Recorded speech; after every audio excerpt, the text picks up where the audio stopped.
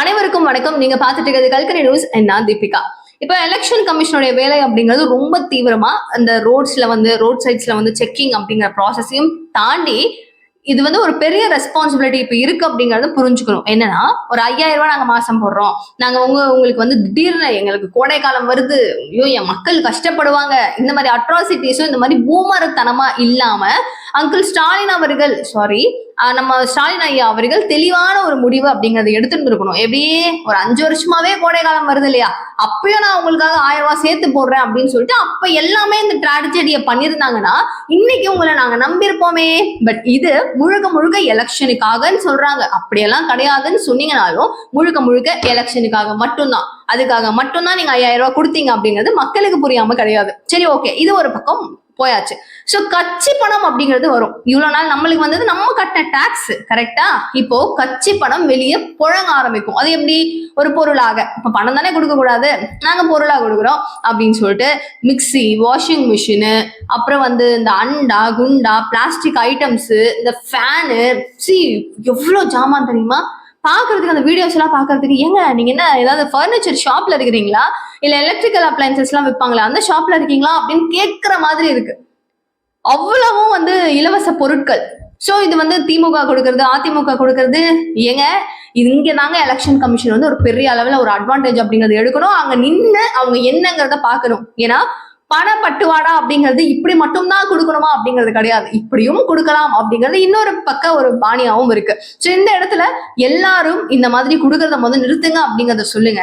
தொகுதிக்கு தொகுதி, அதுவும் இந்த செந்தில் பாலாஜி அவர்களுடைய தொகுதியில எல்லாம் வாஷிங் மிஷினா, மிக்சியா, கிரைண்டரா, அள்ளிட்டு போங்க, வாங்க அழிட்டு போங்க அப்படின்னு சொல்ற அளவுக்கு இருக்க போதான். ஹாட் பாக்ஸ் என்ன, குக்கர் என்ன, இந்த வாட்டர் பாட்டில் என்ன, இதெல்லாம் எங்க கொடுக்குறாங்கன்னா நம்மளுக்கு தெரிய மாட்டேங்குது. ஆனா வீடு வீடுக்கும் சூப்பரா வந்து இறக்கிடுறாங்க அப்படின்னு தான் சொல்றாங்க. பட் சத்தியமா நான்லாம் ஒன்னோட வாங்கலைங்க, சத்தியமா சொல்றேங்க. ஸோ இப்படிப்பட்ட ஒரு இடம் அப்படிங்கிறது, இந்த எலெக்ஷன் களம் அப்படிங்கிறது சூடு பிடிச்சி தெரிச்சிட்டு இருக்கு. இங்க எலெக்ஷன் கமிஷன் கூடுதலான ஒரு கவனம் அப்படிங்கிறது இது மேலேயும் செலுத்தணும். மக்கள் வந்து இன்னும் எந்த அளவுக்கு அட்டென்ஷன்ஸ் அப்படிங்கறத காமிக்கணும். இது இலவசத்தை வாங்கிக்கிறோம் அப்படிங்கறத நம்ம சொல்லி காட்டி குத்தி காட்டி கொன்னுடுவாங்க. உங்களுக்கு நாங்க இதை கொடுத்தோம் கொடுத்தோம் கொடுத்தோம் கொடுத்தோம், ஓசி இலவசம், இது வந்து அப்படி இப்படின்னு சொல்லிட்டு. பட் நம்ம எந்த ஒரு ஒரு கட்சியை தேர்ந்தெடுக்க போறோம், மக்களுக்கான பணியாக இருக்குமா அப்படிங்கிறது நீங்க இவங்களுக்கு ஓட்டு போடுங்க, நீங்க அந்த கட்சிக்கு வந்து பண்ணுங்கலாம் நான் சொல்ல போறது இல்லை. உங்களுக்கு இந்த ஆட்சி எப்படி இருக்கு அப்படிங்கிறது தெரியும், ப்ரீவியஸா இருந்த ஆட்சி எப்படி இருந்தது அப்படிங்கிறது தெரியும். இனிமே இவங்க வந்தா நல்லா இருக்கும், அவங்க வந்தா நல்லா இருக்கும், இந்த வேணாம்பா அப்படின்னு நினைக்கிறீங்கன்னா தயவு செய்து ஒரு மாற்றத்தை நோக்கி நம்ம எல்லாருமே பயணம் அப்படிங்கிறது செய்துதான் ஆகணும். இதை கொடுத்தாங்க அதை கொடுத்தாங்க நான் நன்றி விசுவாசத்தை காட்டுறெல்லாம் தயவு செஞ்சு காட்டாதீங்க. ஸோ இந்த ஃப்ரீ அப்படிங்கிற ஒரு ஒரு பாயிண்ட் இருக்கு இல்லையா, இது அண்ணாமலை மாதிரி வேற யாரால வந்து அழகா புரிய வைக்க முடியும் அப்படிங்கிறது தெரியல. இந்த போராட்டம் அப்படிங்கிறது வந்து அதிமுக என்டிஏ தரப்புல இருந்து அதிமுக, பாஜக இவங்க எல்லாரும் சேர்ந்து நடத்துறாங்க. இதுல வந்து அவர் அவ்வளவு தெளிவா அவ்வளவு அழகா ஒரு வயசானவர்கள் பாக்குறாங்க அப்படின்னாலும் புரிய வைக்கக்கூடிய எளிமையான முறையில அவர் சொல்றாரு. இந்த இலவசம் அப்படிங்கிறதுலாம் சாதாரணமா நமக்காக அவங்க ஆசைப்பட்டெல்லாம் கொடுக்கல, அவங்க கொடுக்கவே கிடையாது, அதுக்காக எல்லாம் கொடுக்கல. எலெக்ஷன் டைமுக்காக இவங்க கொடுக்குறாங்க. அது நம்மளுடைய பணம், நம்ம பணத்தை தான் அவங்க கொடுக்குறாங்க. எக்ஸாம்பிளுக்கு ஒரே ஒரு துறையில இருந்து மட்டும் இதை யூஸ் பண்ணுங்க, இதை யோசிச்சு பாருங்க அப்படின்னு சொல்லி ஒரு எக்ஸாம்பிள் சொல்றாரு. கேட்டோம்னா சுருன்னு இருக்கும். சே, நம்ம இந்த கட்சி நம்மளுக்கு கொடுக்குதுன்னு சந்தோஷப்படுறோமே, அது நம்ம காசு, அப்போ நம்மள்தான், அது நம்ம சொந்தக்காரங்கம்மா, நம்ம மக்கள், மக்களுடைய பணமா அது அப்படி புரியும்.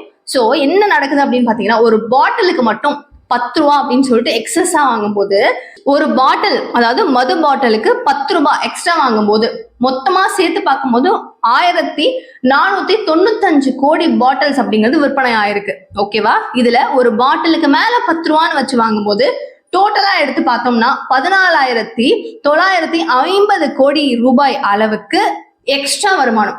இது பாட்டில், அந்த பாட்டிலுடைய காஸ்ட், அந்த சரக்குனால வந்த ஒரு அமௌண்ட் அப்படிங்கிறது கிடையாது. இந்த பாட்டில் மேல ஒரு 10 ரூபான்னு வைக்கப்பட்டுச்சுல, அந்த 10 ரூபாயில மட்டும் வரப்பட்ட ப்ராஃபிட் அப்படிங்கிறது 14,950 கோடி. இது போதுமேங்க. வாஷிங் மிஷின், மிக்சி, கிரைண்டரா, ஏசி கூட இறக்க முடியும், ஏன் புது வீடு கூட கட்டி கொடுத்துட முடியும். ஒரு துறையில இருந்து வந்த ஒரு ஊழல் வருமானம் மட்டும்னு பார்த்தாவே எவ்வளவு கோடி. அப்பா, நம்மளுக்கு ரவுண்டா கால்குலேட் பண்ணி எவ்வளோன்னு கூட நம்மளால சொல்ல முடியாது. ஸோ அவங்க மக்களுக்கு செய்யணும்னு நினைச்சா எவ்வளவு வேணா பண்ணலாம், எவ்வளவு வேணா இறக்கலாம். ஆனா பண்ணல, இது எல்லாமே ஊழல்ல தானே போகுது.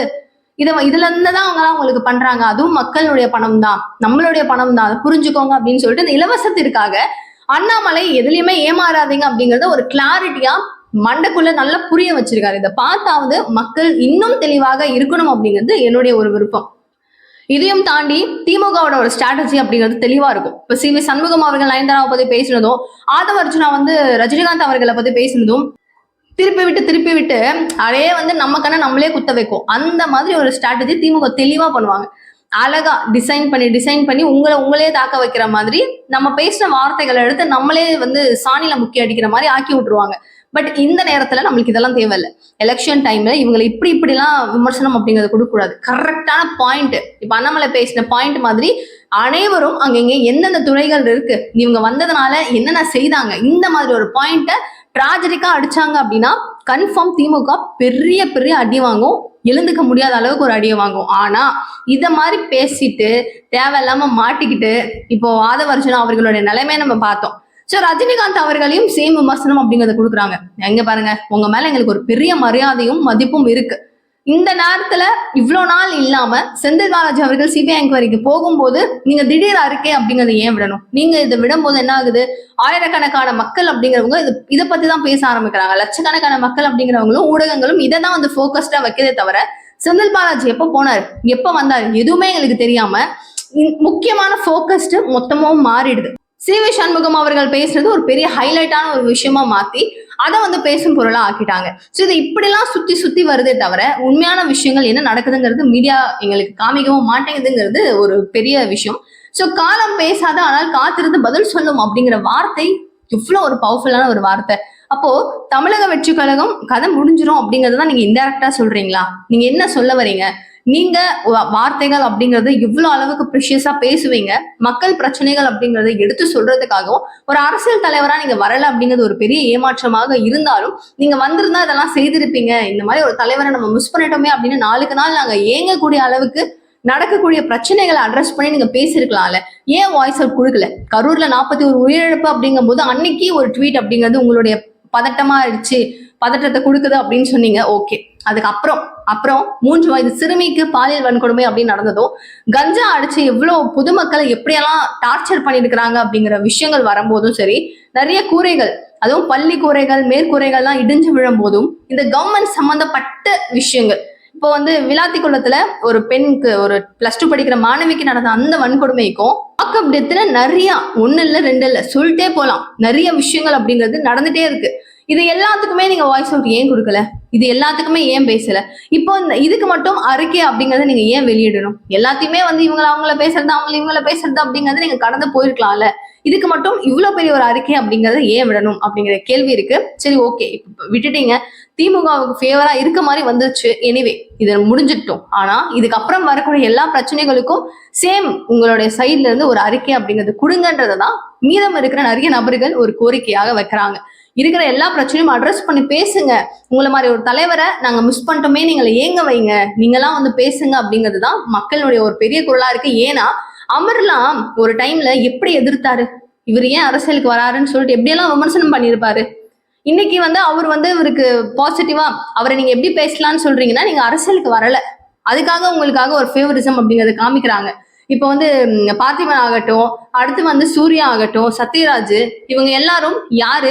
அப்போ அந்த டைம்ல அதிமுக அகேன்ஸ்டா அடிச்சு விட்டவங்க இன்னைக்கு திமுக ஆச்சுங்கும் போது கப்பு சிப்புன்னு ஆயிட்டாங்க. RJ பாலாஜி எல்லாம் அப்படியே கப்பு சிப்புன்னு மூழ்கிட்டு கதவை சத்திரி உள்ள தூங்கிட்டு இருக்கிற மாதிரி நிலைமை.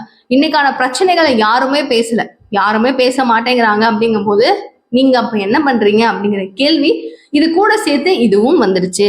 ஸோ நிறைய இருக்கு பேசுறதுக்கான டாபிக்ஸ் அப்படிங்கிறது. ஸோ எதை நோக்கி நம்ம 2026 போகுது.